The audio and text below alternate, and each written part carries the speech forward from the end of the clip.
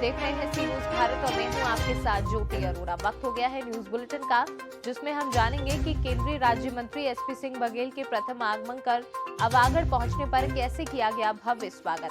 कहां एक मासूम बच्चे को हुई रहस्यमयी बुखार से मौत, कैसे और कहां खुली सरकारी दावों की पोल।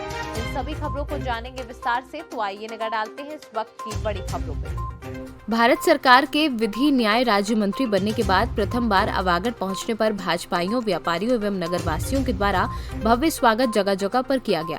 आगरा से स्टाफ कार द्वारा टूंडला मार्ग होते हुए जगह जगह स्वागत के बाद अवागढ़ में 3:30 बजे पहुंचे क्षेत्रीय भाजपा सांसद एवं नवनियुक्त केंद्रीय विधि न्याय राज्य मंत्री प्रोफेसर एसपी सिंह बघेल का अवागढ़ मेन मार्केट में जगह जगह पर भव्य स्वागत हुआ। वहीं जलेसर रोड स्थित ब्लॉक के पास बने मंच पर भाजपा नेताओं व क्षेत्रीय जनता के साथ ही व्यापार मंडल के पदाधिकारियों के द्वारा स्वागत किया गया। इस दौरान व्यापारी नेता संजीव कुमार वार्ष्णेय, धर्मेंद्र पाल सिंह, चेयरमैन व्यापार मंडल अवागढ़, रविंद्र कुमार वार्ष्णेय, अध्यक्ष व्यापार मंडल नवागढ़ व अन्य लोग मौजूद रहे। एटा से सीनू संवाददाता राघवेंद्र अग्रिया की रिपोर्ट। फिरोजाबाद में डेंगू नामक रहस्यमय काल बनकर डराने लगा है। शनिवार की सुबह एक और मासूम बालक की बुखार के चलते मौत हो गई। कोपगढ़ निवासी मासूम 1.5 साल का बुखार से पीड़ित था, जिसको उपचार के लिए 100 शैय्या मेडिकल लाया गया था। इलाज के लिए इधर उधर भटकते रहे परिजन और अस्पताल की दहलीज पर मासूम ने दम तोड़ दिया। पीड़ित के परिजनों की माने तो लापरवाही के चलते मासूम बालक की मौत हुई है। कहाँ का रहने वाला है?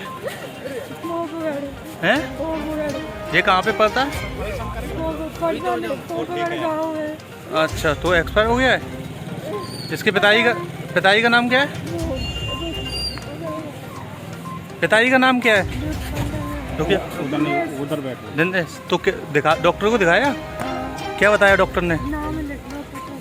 बस नाम पता लग लिया, देखा नहीं? देखने पे क्या बताया? क्या बताया देखने में? फिरोजाबाद से सीनू संवाददाता दीपक शर्मा की रिपोर्ट।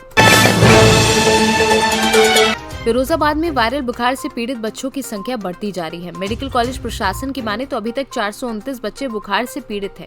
बच्चा वार्ड में भर्ती हैं, वहीं मृतकों की संख्या 57 पहुंच गई है। मेडिकल कॉलेज के 100 शैय्या अस्पताल के बाहर जमा हुए लोगों ने आरोप लगाया है कि उनके बच्चे को बुखार है और मेडिकल कॉलेज में प्रवेश नहीं दिया जा रहा है। बार बार ओपीडी में जाने के लिए कहते हैं।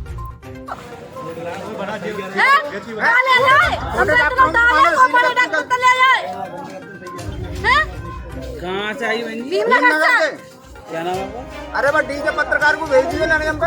ये देख रहे ना गौरा बुखार चढ़ा बहुत तेजी तो सही है। मैं अपने मोहल्ले में डॉक्टर है? कोई दुकानें सील कर रखी है। गणेश जिसका बच्चा सील कर रखी है, छोटी मोटी हम तो दिखा लेते हैं, हमें यहाँ आते ही नहीं है जी। फीवर आ रहा है बहुत। फिरोजाबाद से सीनू संवाददाता दीपक शर्मा की रिपोर्ट। गड्ढों और कीचड़ में तब्दील तालबेहट क्षेत्र के ग्राम पंचायत चुनगी का मुख्य मार्ग लोगों के लिए मुसीबत बना है। 2 वर्ष पहले मरम्मत के नाम पर लीपापोती की गई, लेकिन चंद दिनों में ही रास्ते की हालत खराब हो जाती है। इन दिनों बारिश के चलते सड़क पर 2 पहिया वाहन से निकलना दूभर है। बता दें कि बारिश के दिनों में गांव से बाहर जाने में ग्रामीणों को काफी दिक्कत उठानी पड़ रही है। आए दिन 2 पहिया वाहन से लोग कीचड़ में फिसल कर गिर रहे हैं। रास्ता ज्यादा खराब होने के कारण ग्रामीण फिसल कर कीचड़ में गिर रहे हैं। सरकार ने कच्चे रास्तों को पक्का करने की बहुत सी घोषणाएं की, जिन पर विभागीय अधिकारी काम करने का दावा करते हैं। जो सड़कें गड्ढों में तब्दील हो रही हैं, उनकी तरफ ना तो सरकार के नुमाइंदों व जनप्रतिनिधियों का ध्यान जा रहा है और न ही विभाग के कार्यालय में बैठे उच्च अधिकारियों का। यहाँ ये जल भराव की इतनी ज़्यादा समस्या है, इतना गंदा पानी है, इसमें से गाय भैंसे सब आती हैं और इसमें मतलब गोबर वोबर सब कुछ इसी में डला है, आती हैं और सर ना हम अपने मतलब घर में भी नहीं आ जा पा रहे हैं। ललितपुर से सीनू संवाददाता देवेंद्र यादव की रिपोर्ट। रोहतास जिले में पुलिस प्रशासन की लापरवाही दिन प्रतिदिन बढ़ती नजर आ रही है और अपराधियों का तांडव बढ़ता नजर आ रहा है। आज भी एक घटना सामने आ रही है, जो डेरी मुफस्सिल थाना के सकरा गांव के रितेश ओझा को चाकू मारकर हत्या कर दी, जो अपने दोस्तों के साथ डेरी के झारखंडी मंदिर घूमने के लिए गए थे। घूमने के दौरान अपराधियों के द्वारा चाकू मारने से रितेश ओझा की घटनास्थल पर ही मौत हो गई। परिजनों का कहना है कि इस घटना में 3 लोग और घायल हैं, जिनकी डेरी के एक निजी अस्पताल में इलाज चल रहा है। परिजनों का कहना है कि जहां पर घटना हुई है उसी के बगल में एसपी ऑफिस रहने के बाद भी अपराधियों के द्वारा हत्या की गई है। इस घटना की सूचना मिलते ही पुलिस प्रशासन घटनास्थल पर पहुंचकर शव को अपने कब्जे में ले लिया है और शव को पोस्टमार्टम के लिए सासाराम सदर अस्पताल में लाया गया है। क्या घटना हुआ है? ये घटना 12 बजे दिन का है। बच्चा लोग झारखंडी मंदिर की तरफ घूमने गया था, उसी में कुछ अज्ञात लोग आ करके और ये लोग को मारने लगे और उसमें ये लोग के ऊपर चाकू से हमला भी किए हैं, जिसके चलते हमारे बच्चे का मौत हो गया। जिनकी मौत हुई क्या नाम है उनका? इनका नाम रितेश ओझा है। कहाँ के रहने वाले हैं? ये सखरा के रहने वाले हैं, कोला डिपू सखरा के। इनके पिताजी का नाम अवध बिहारी ओझा है। आप कौन लगते हैं मृतक? हम उसके चाचा लगते हैं। क्या किसी पर पहले से दुश्मनी थी क्या? पहले से तो हम लोग को कोई जानकारी नहीं है कि बच्चा का किसी के साथ विवाद था कि नहीं। अभी तो इंक्वायरी के बाद ही पता चलेगा कि बच्चा का किसके साथ विवाद था। ये घटना झारखंडी मंदिर वहाँ एसपी ऑफिस है उसके बगल में हुआ है। पुलिस क्या कर रही थी? पुलिस को भी तो मार्च करते रहना चाहिए। इसमें प्रशासन का भी लापरवाही है, जिसके चलते ये घटना हुआ है। वहाँ है कि बच्चा लोगों को कम से कम 20 से 25 लोग मार रहे थे। 4 बच्चा ये लोग था साथ में। अच्छा। ये अपने मित्रों के साथ में था। 3 बच्चे अभी हॉस्पिटलाइज हैं। वो भर्ती है लोग? वो भर्ती हैं वहीं डॉक्टर वीरेंद्र के यहाँ। और मेरा बच्चा जो है ये तो स्पॉट डेथ हो गया। चाकू इन्हीं को लगा क्या और किसी को लगा? उन लोगों को भी चाकू लगा है। उन लोगों को भी लगा हुआ? हाँ लगा है। उन लोगों का क्या नाम हुआ? उन लोगों का क्या नाम है हमको पता नहीं, सब पता चल ही जाएगा। रोहतास से सीनू संवाददाता पंकज कुमार की रिपोर्ट। बुलंदशहर में भाजपा के पूर्व विधायक सुंदर सिंह लोधी की सल्तनत पर आवास विकास परिषद का पंजा चलने पर बुलाई पंचायत। हजारों लोगों की पंचायत में आवास विकास परिषद पर तानाशाही का आरोप लगाकर रोष जताया और बनाई महापंचायत की रणनीति। विधायक के भाई शंभू सिंह लोधी ने पंचायत में नाइंसाफी का आरोप लगाया है। बोले समाज में इस कार्यवाही से भारी आक्रोश है। आवास विकास परिषद के खिलाफ महापंचायत का ऐलान कर दिया है। आवास विकास परिषद पर बिना नोटिस दिए ध्वस्तीकरण करने और जमीन की कीमत नहीं देने का भी आरोप लगाया है। उन्होंने कहा कि बीजेपी सरकार में न्याय नहीं मिला तो विधानसभा चुनाव में भारी नुकसान होगा। इसमें पंचायत हुई है, इसमें क्या रणनीति बनाई है और किस विषय को लेकर ये पंचायत बुलाई गई थी?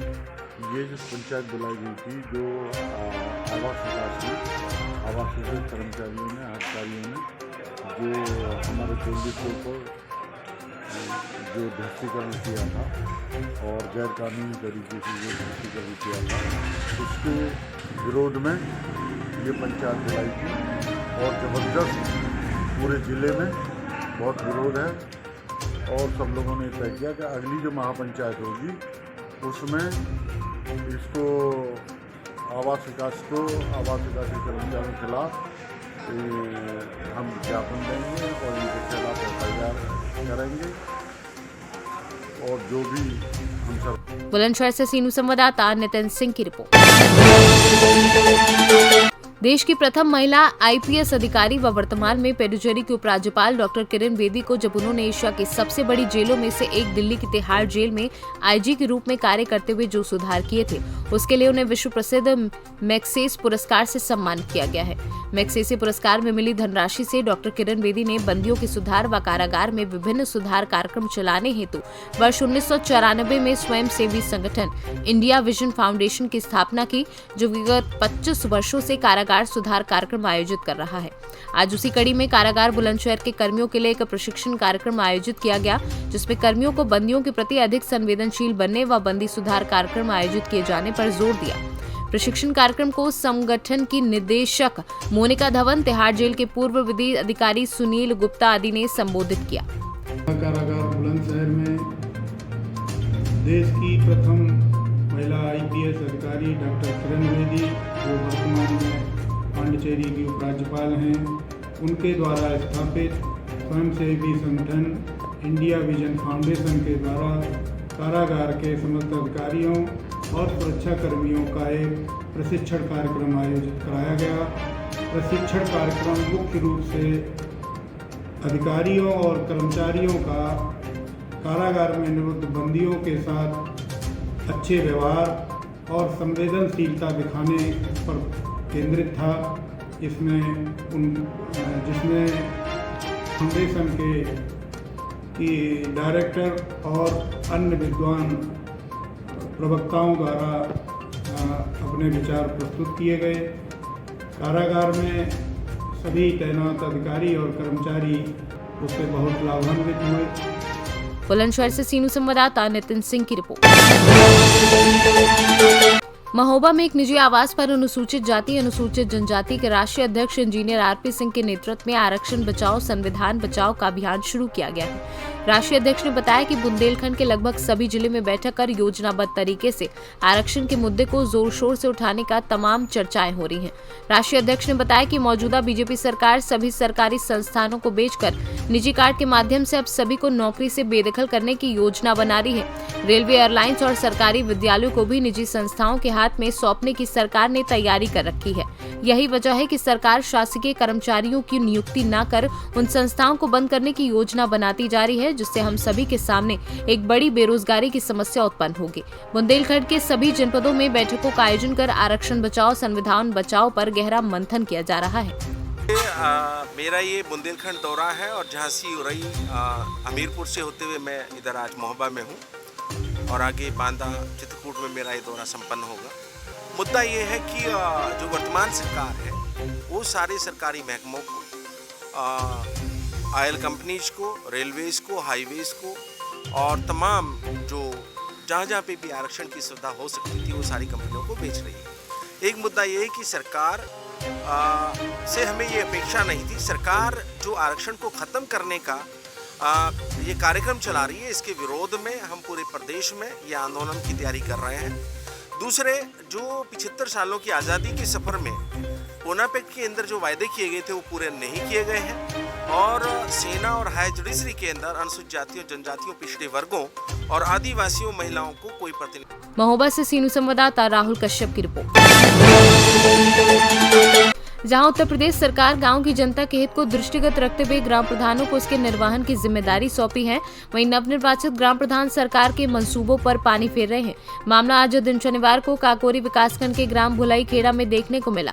स्थानीय ग्रामीणों ने अपनी नाराजगी जाहिर करते बताया कि मौजूदा प्रधान उनकी समस्याओं पर कोई ध्यान नहीं दे रही है, जबकि ग्रामीणों द्वारा अपने गाँव के विकास कार्यों की समस्याओं के विषय में कई बार प्रधान को गाँव के विकास कार्यों जैसे रोड निर्माण, शौचालय निर्माण, पानी की समस्या व राशन वितरण की संबंधित कई समस्याओं से रूबरू कराया। तब भी मौजूदा ग्राम प्रधान ने गांव की समस्याओं का कोई भी हल नहीं लिया और जब से मौजूदा ग्राम प्रधान निर्वाचित हुए हैं तब से गांव की स्थिति पर कोई भी ध्यान नहीं दिया गया, जिससे स्थानीय ग्रामवासियों में काफी रोष व्याप्त है, क्योंकि ग्राम प्रधान जनता का प्रतिनिधि होता है, परंतु आज के मौजूदा प्रधान को इस बात का कोई भी असर नहीं है। क्या नाम है आपका? वीणा देवी। कहाँ के रहने वाले हैं? आपकी ग्राम पंचायत में विकास कार्य के नाम पर क्या क्या विकास कार्य हुए हैं? कुछ नहीं तो क्या आपके यहाँ शौचालय जो प्रधानमंत्री द्वारा दिए गए नहीं मिले? सड़कें बनी? नालियाँ बनी? नहीं बनी नालियाँ, सड़कें कुछ भी नहीं बनी। किसी प्रकार शौचालय की सुविधा? हाँ, हम कल किसी को नहीं मिली है शौचालय। ये पानी की टंकी रखी हुई है, ये चालू है? चालू तो नहीं है, मगर कितने दिनों से रखे हुए हैं? रखे तो 6-7 साल हो गए। 6-7 साल से रखे हुए। अभी तक किसी के घर सप्लाई पानी गया? नहीं गया। पानी तो नहीं गया, मगर पानी भरा जाती है। पानी इसमें भरा जाता है, मगर आपके घर नहीं जाता है? नहीं, जैसे भाई पानी जा रहा है, पानी ये सामुदायिक पानी पीने की व्यवस्था के लिए बनाई गई थी? हाँ, बनाई थी व्यवस्था, पानी नहीं। आप सभी को जब प्रधान द्वारा जो शौचालय नहीं मिले हैं तो आप लोग शौच करने कहाँ जाते हैं? बाग में जाते हैं।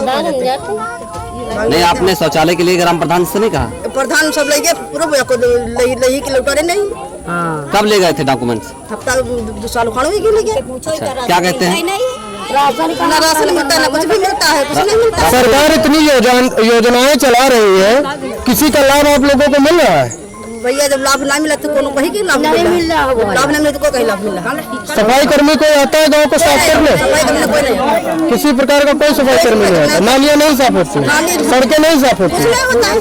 नहीं होता। अपने यहाँ साफ करो तो साफ करो। आपकी ग्राम पंचायत के ग्राम प्रधान कौन है? संदीप कुमार। आपने इनसे जब कहते होंगे तो कुछ ना कुछ तो आश्वासन देते होंगे, क्या आश्वासन देते हैं? आप लोगों ने अभी तक इसकी शिकायत किसी उच्च अधिकारी द्वारा की? तो जब कोई आते नहीं तो कहीं करे। लखनऊ से सीनू संवाददाता विवेक राय की रिपोर्ट। प्रसिद्ध चिंतक एवं विचारक श्री के.एन. गोविंदाचार्य ने कहा कि भारत की असली ताकत प्रकृति में है और प्रकृति की अनदेखी से किसी देश का विकास संभव नहीं है। शनिवार को चित्रकूट पहुंचे गोविंदाचार्य ने भारत रत्न नानाजी देशमुख के आवास सियाराम कुटीर पहुंचकर उनके कक्ष में जाकर नानाजी की प्रतिमा के समक्ष अपने श्रद्धा सुमन अर्पित किए। इस दौरान दीनदयाल शोध संस्थान के प्रधान सचिव अतुल जैन के द्वारा के.एन. गोविंदाचार्य का स्वागत किया गया। वह यमुना दर्शन यात्रा एवं प्रकृति केंद्रित विकास संवाद कार्यक्रम के तहत भ्रमण पर है। यमुना दर्शन यात्रा लेकर चित्रकूट पहुंचे राष्ट्रीय स्वाभिमान आंदोलन के संयोजक के.एन. गोविंदाचार्य ने प्रकृति केंद्रित विकास संवाद कार्यक्रम के तहत चित्रकूट की मंदाकिनी नदी के किनारे बसे लोगों से उन्होंने बातचीत भी की। यहां पर लोगों को प्रकृति संरक्षण का संदेश देने के साथ उसकी उपयोगिता से परिचय कराया और प्रकृति की अनदेखी से होने वाले संभावित नुकसान भी बताए।